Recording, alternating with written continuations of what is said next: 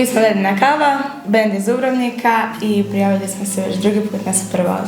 Sviramo već 2 godine i najviše sviramo neki pop rock, uglavnom onako varijacije roka. Ja sam Kristijan Žaronik, sviram lead gitar. Ja sam Teo Skorić, sviram bubnjeve. I ja sam Domagoj Bokšić, sviram ritam gitaru. Ja sam Lucija Gluhak i ja sam vokal. Ja sam Mila Letunić i ja sviram bas gitaru.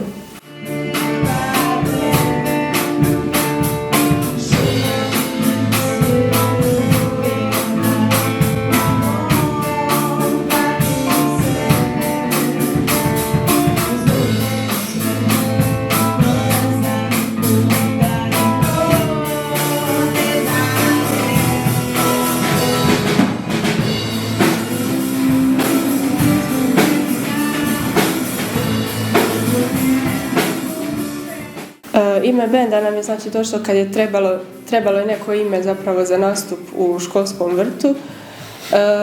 I znači naš prijatelj Luka Nađi je vidio tetrapak mali ledene kave na klimi i tako je došlo zapravo ime Ledena kava.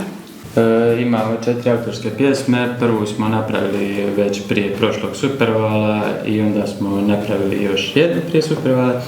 I onda to ljeto iza smo napravili još ove nove dvije. Kristijan smisli neku ideju i onda dođe i odsvira sa Teom, pa se oni usklade i onda je razrade, pa onda kad je skroz složimo, onda Lucija sluša i smisli riječi i onda se opet sve složi i onda izbacimo ako nam se nešto ne sviđa. Inspiraciju za tekst uglavnom dobijem u nekim svakodnevnim situacijama. Naprimjer, dečki smisle neku melodiju, pošalju mi i onda ja sa nekim samoglasnicima, sa nekim riječima isprobavam što bi najbolje išlo.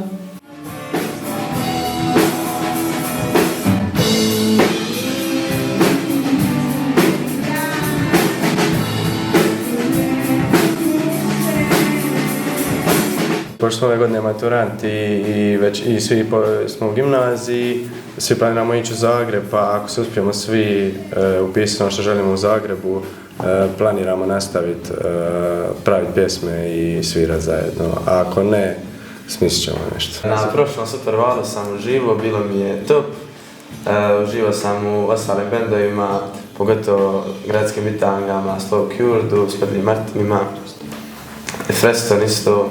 Pa lijepo je što sve više bendova ima autorske pjesme u svom repertoaru, da se širi ta naša scena.